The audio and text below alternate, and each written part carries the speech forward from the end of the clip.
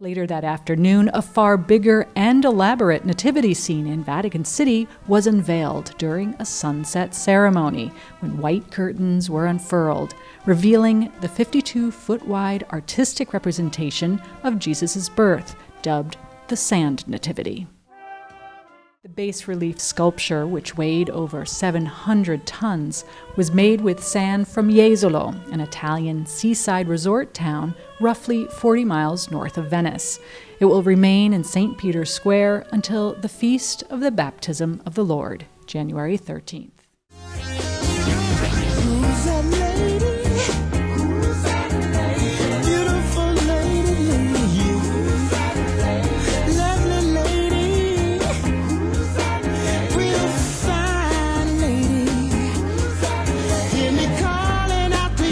That's all that I can do. Your eyes tell me to pursue, but you say, look, yeah, but don't touch, baby.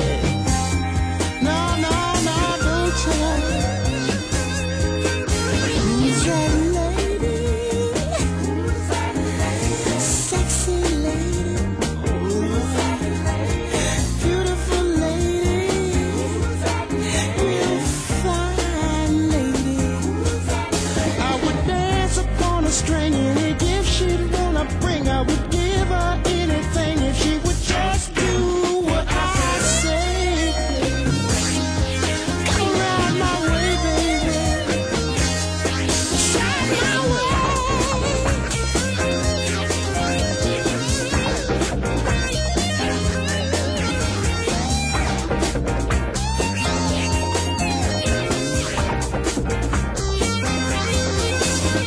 Who's that lady?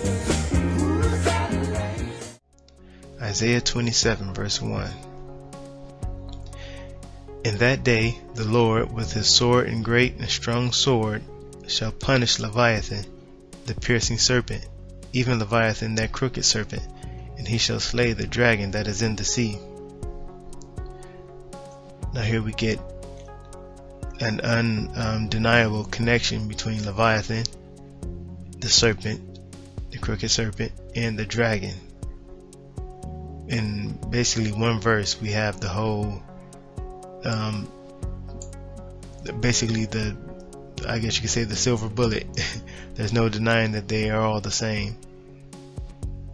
So Leviathan, taken from blueletterbible.com, it's a wreath animal, a serpent, especially the crocodile or some other large sea monster. But see, there is mostly a consensus that there's no way it could be a crocodile, especially as it's mentioned that it breathes fire. So figuratively, the constellation of the dragon, Hydra, as we just saw on the last page, also a symbol of Babylon. So the dragon is also a symbol of Babylon. Leviathan, morning, sea monster, dragon.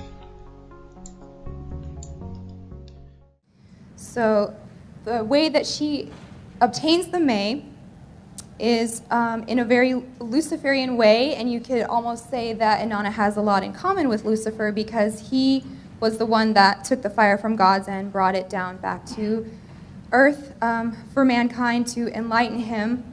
But in this story, she is called the Holy Torch, which is also a symbol of Lucifer. And so Ishtar had been worshipped by sacred prostitution in her earlier incarnation as Inanna. The practice reached its height in Babylon, which is why the goddess is remembered in Christian mythology as the Whore of Babylon. By definition, a sacred prostitute uses sex as a means to spiritual enlightenment. Occult traditions, such as Tantra and magical orders which engage in alchemical rituals, believe that sexuality becomes sacred as the goddess residing in every woman is honored. Ishtar, the great whore of Babylon, was sometimes called the goddess Har, since she was the mother of all harlots.